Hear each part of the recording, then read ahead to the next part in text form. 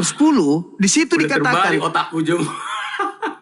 Loh, Yesus ngapain Yesus turun ke bumi? Ngapain dia menebus? Apa yang ditebus Udah Yesus? terbalik otakmu, Jum. Coba agak. Apa yang ditebus Yesus? Minum air dulu, biar lurus. Apa yang ditebus Yesus? Dosa Minum apa air yang dulu. ditebus Yesus? Kutuk apa yang Yesus tebus? Kepada penonton-penonton yang 5,2 ribu ini ya, ini si Juma udah terbalik otaknya. Dia cerita tentang kejadian pasal 3, kejatuhan iblis, kejatuhan manusia dan dikutuk Tuhan. Tapi dia cerita tentang akibat Yesus sebagai korban menebus manusia yang 2000 tahun lagi baru muncul. Kan aneh ini orang. Yang tadi ke kejadian 3 siapa? Saya ya? Bukannya situ. Kejadian 3 tadi kan saya sebut tentang bagaimana manusia di hadapan Allah. Karena pertanyaannya bagaimana orang Yunani, orang Roma, orang Kristen, Katolik, Protestan di hadapan Tuhan. Saya ambillah. Ambil itu. Ya. Sekarang Yesus turun untuk menebus manusia-manusia kan? Ya, setelah dari yang tadi tahun Masehi 2000 tahun kurang lebih dari Yesus turun itu, ya. Yesus datang. Itu 2000 tahun berikutnya. Yesus datang. Lahirlah Yesus. Nah, Yesus datang untuk menyelamatkan orang-orang semuanya kan? Ya. Dari kutuk tadi, menurutmu? Berarti setelah Yesus datang untuk menebus itu, sebagaimana domba dipercikkan darahnya di pintu-pintu rumah orang Israel, mereka nggak mati kan? Anak sulung nggak mati kan? Karena sudah dipercikkan darah. Nah, harusnya ketika Yesus sudah menumpahkan darah, berarti kita tidak lagi susah mencari rezeki. Wanita tidak lagi susah melahirkan. Betul? Betul? Iya dong. Iya dong. Iya dong. Iya dong. Iya dong. Iya, iya dong. Iya. Ada apa namanya? Ada nilai. Ada nilai. Tapi bukan begitu sebenarnya, tapi ada nilai. Jadi apa? Kenapa kembali ke situ kalau tidak ada nilai? Saya bisa jawab. Silakan. Ya, berkelit lagi kayak ular. Bukan, saya nggak akan mau berkelit seperti Anda. Saya akan mau percaya sama saya. Karena saya ingin bermain logika dengan tetapi setiap Anda masuk di koma saya pasti tersiksa jangan kuat jungkir balik otaknya. Oke, Jum. Saya jawab ya. Lanjut. Ya, silakan. Jadi sebenarnya, Jum, yang bagi kami sebagai pengikut Kristus, meyakini bahwa kutukan yang terjadi pada sejarah kejatuhan manusia di kejadian 3 itu, dengan kemudian munculnya Yesus karunia dari Allah Bapa sebagai juru selamat dengan menebus dosa kita umat manusia, bukan berarti kutukan seperti melahirkan susah cari makan itu. Dengar dulu, langsung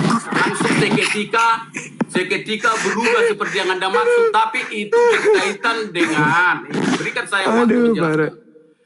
Berkaitan dengan adalah penebusan terhadap dosa-dosa manusia yang selama ini menjadi pemisah bagi manusia dengan Tuhannya.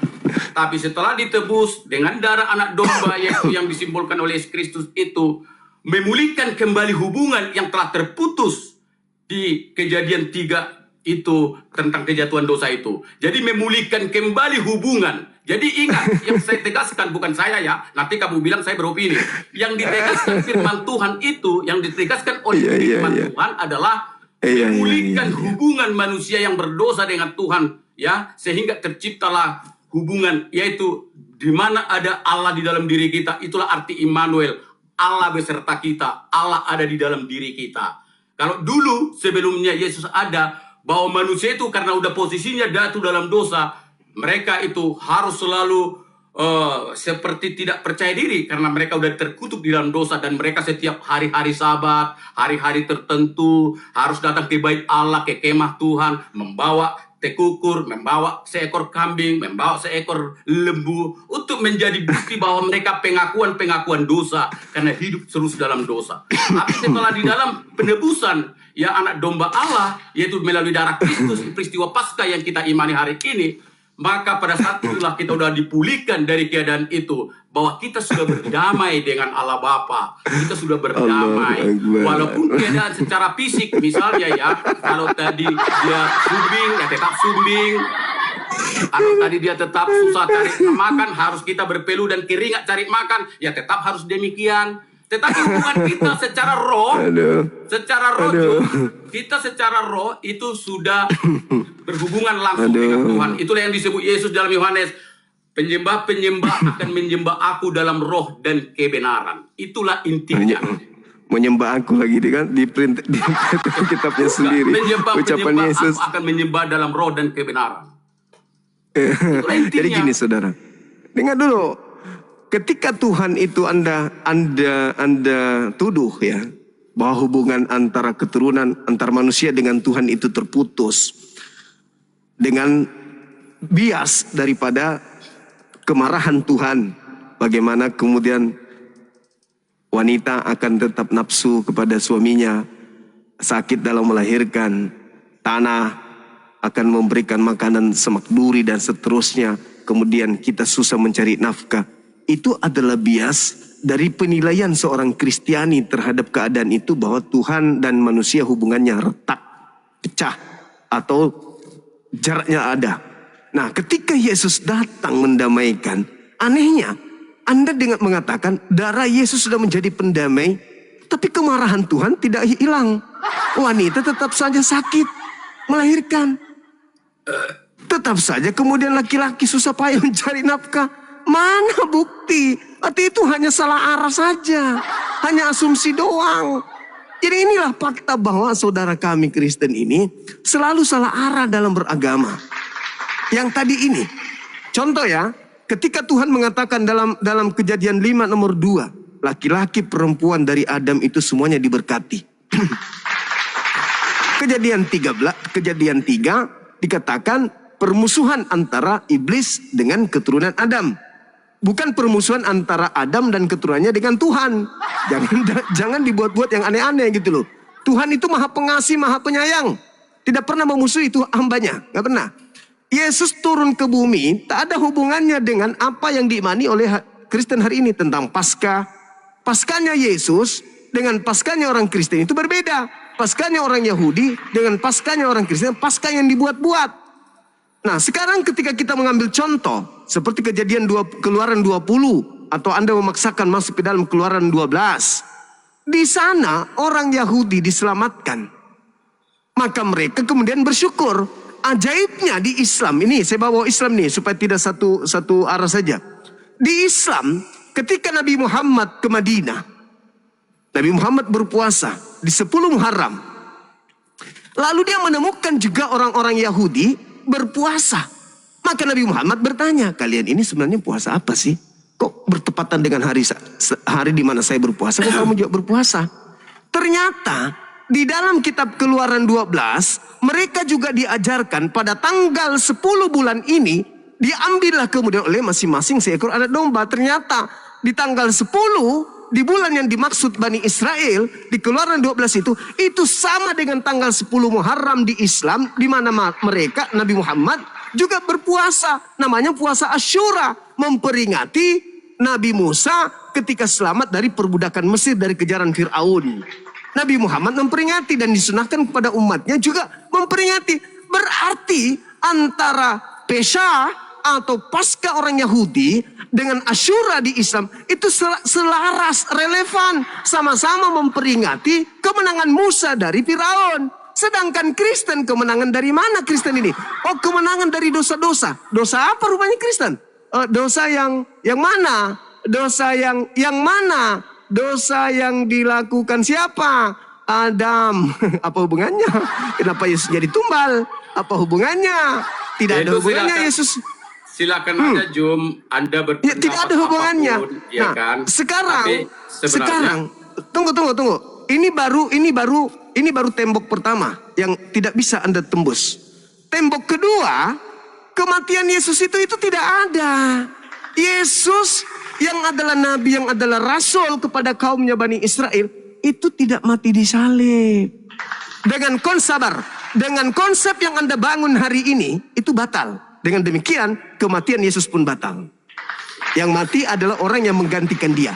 Paskah yang Anda buat-buat sendiri, itu nggak nyambung dengan Paskahnya orang Yahudi. Kematian Yesus itu untuk apa? Coba. Kalau sudah begini, Jum, bukan diskusi lagi namanya. Kamu enggak.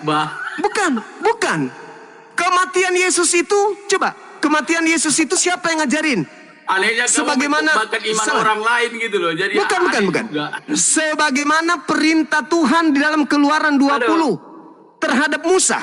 Perintah Tuhan terhadap Musa untuk menyembelih domba. Tolong tunjukkan di mana perintah Tuhan untuk menyembelih Yesus.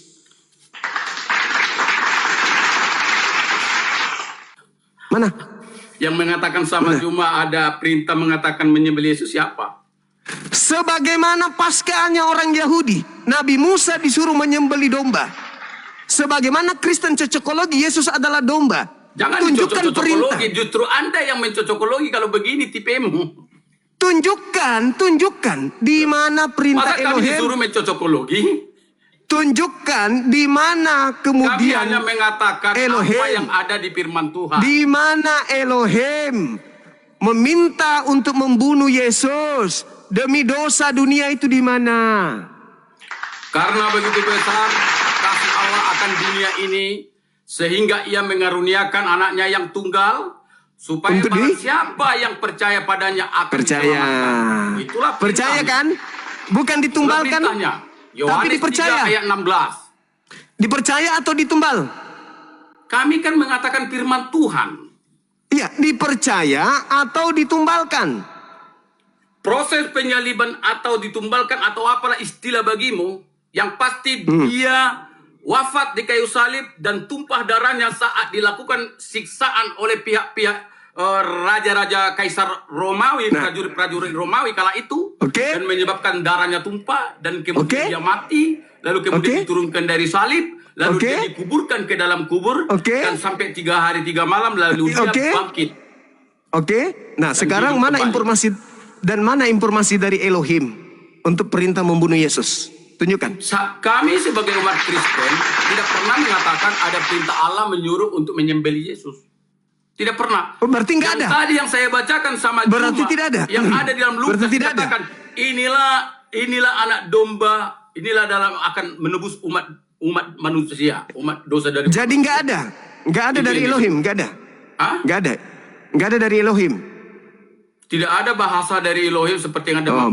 Itulah makanya aku bilang Paskahnya salah arah. Karena perkataan Elohim atau bagaimana cara Allah merencanakan sesuatu yang akan ditindaklakukan ya bukan seperti Juma berbicara kan. Masa Juma sebagai manusia menginginkan dulu. Masa Juma sebagai manusia biasa yang terbuat dari tanah mengharapkan Allah harus mengikuti konsep berpikirmu dalam Allah melaksanakan rencananya kepada manusia. Kan nggak serendah itu Tuhan di matamu. Nggak mungkin.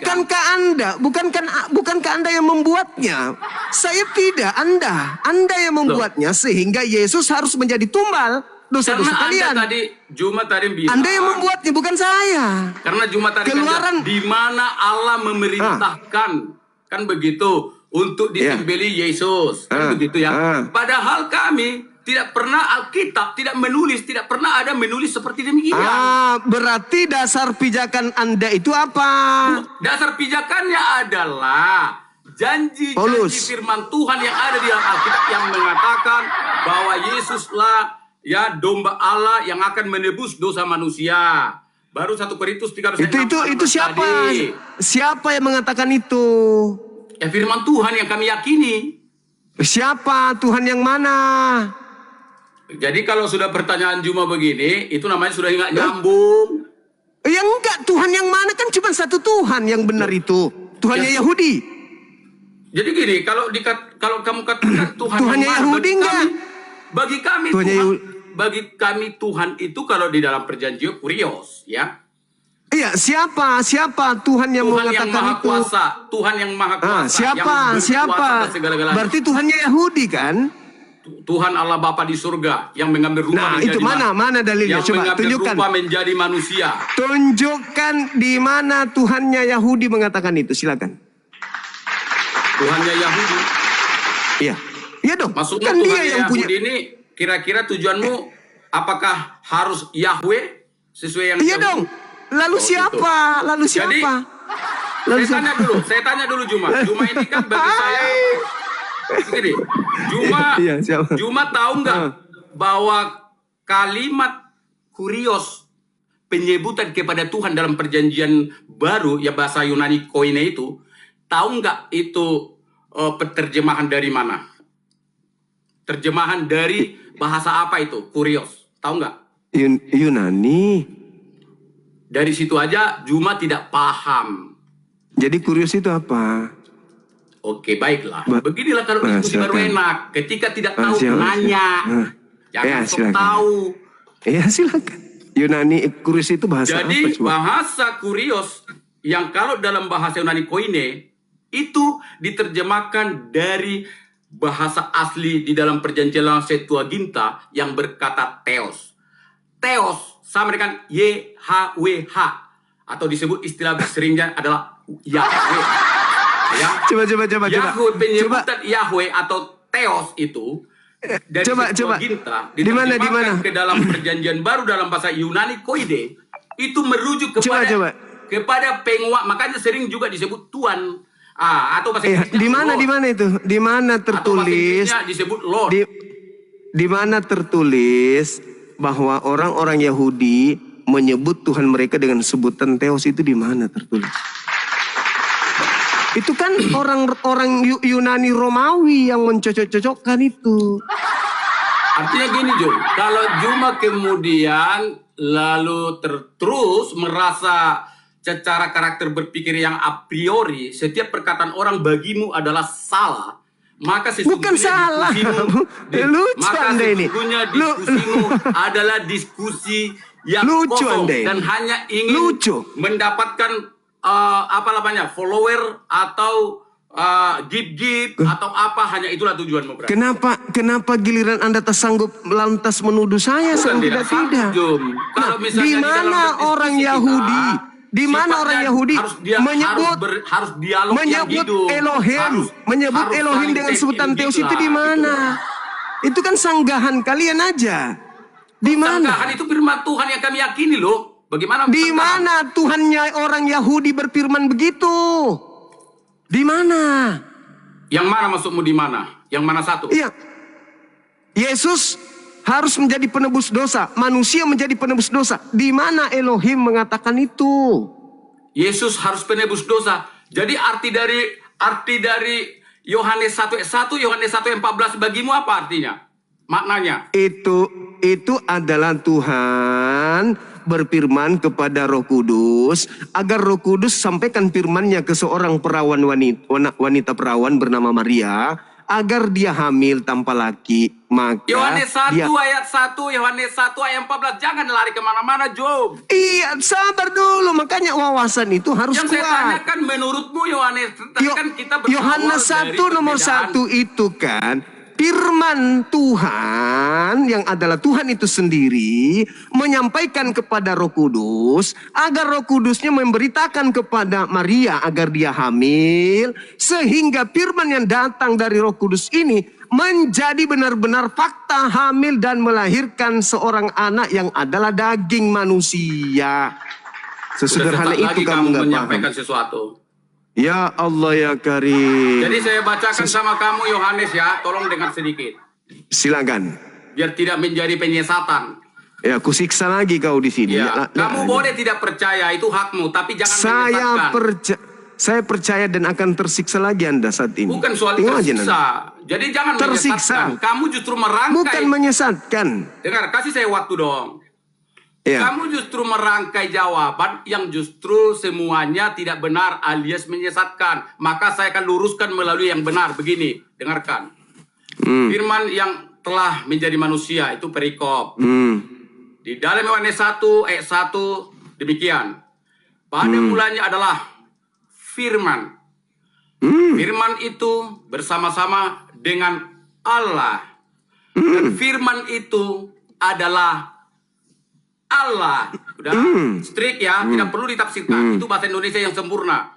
Lalu kemudian saya baca yang 14 untuk Anda dan mungkin juga nomor 3 dulu, nomor 3 dulu dong. Oke, nomor 3 tidak masalah. Segala sesuatu, berarti segala sesuatu apapun, termasuk Yesus. Oleh dia di sini D-nya huruf besar, kapital. Termasuk Yesus. Tanpa dia dengan D-nya kapital, tidak ada suatu pun yang telah terjadi dari segala yang telah dijadikan. Berarti dia yang maha kuasa. Menjadikan segala sesuatu. Jadi saya izinkan lompat ke ayat 14 karena Ingat, tunggu dulu. bacanya. Menjadikan segala sesuatu kan? Apakah perlu saya ulangi lagi? Enggak, tinggal jawab. Enggak, saya enggak mau digiring dengan suatu penyesatan. Enggak, tunggu dulu. Di data nomor 3 itu, dia menjadikan segala sesuatu. Segala sesuatu dijadikan oleh dia. Termasuk Yesus. Tanpa dia, tidak ada satupun yang telah jadi dari segala yang telah dijadikan. Segala sesuatu itu termasuk Yesus. Bukan. Bukan. Berarti tidak segala sesuatu, Cak Ayu. Segala sesuatu dijadikan. Segala sesuatu. Jadi gini maksudnya Jo. Saya jelasin ya. Boleh kita bertukar pikiran.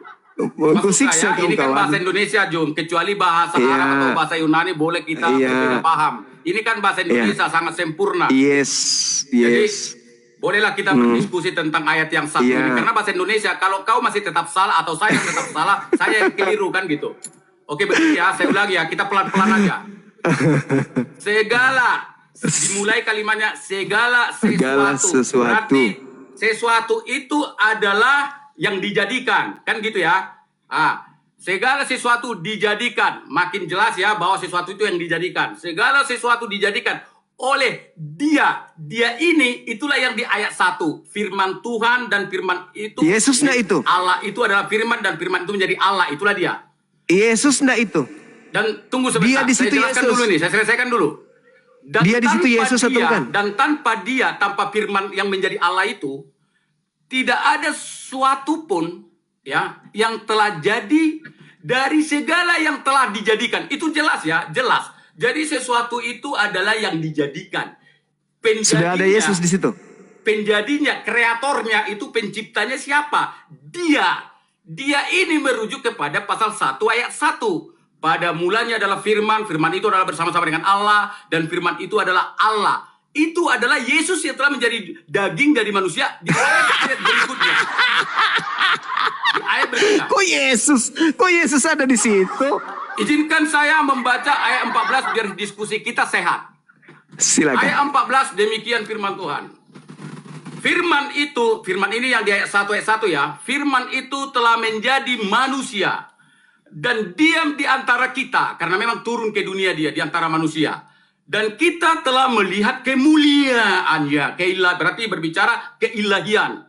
Yaitu kemuliaan yang diberikan kepadanya. N-nya N besar. Merujuk kepada Kurios.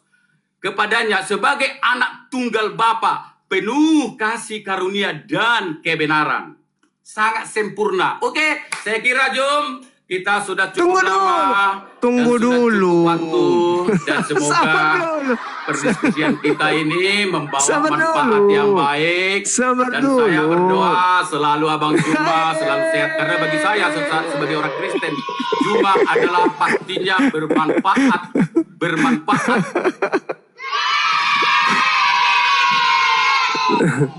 Satu kali dulu saya menjelaskan. Kasih sesi sekali dulu saya menjelaskan. Biar Anda tahu, Anda salah paham gitu loh. Harapan saya Jum, Juma tetap eksis, tetap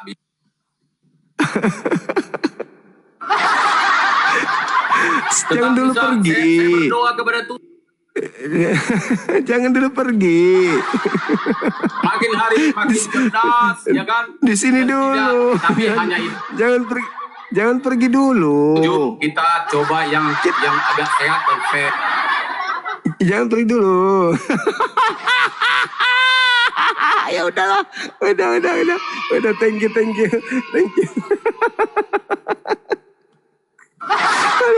Oke.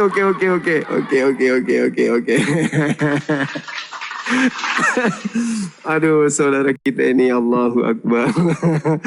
Allahu Akbar, Masya Allah. Sebenarnya jawabannya itu sangat gampang, teman-teman sekalian. Jawabannya di situ sendiri. Jadi ku bilang tadi saya akan nyiksa Anda Saya akan nyiksa Anda dengan tema Yohanes 1 dan Yohanes 1 nomor 1 dan 14 ini. Di data 3 itu kuncinya. Dan segala sesuatu dijadikan oleh Dia. Dia siapa ini? Apakah Yesus? Enggak. Yesus tidak termasuk di situ.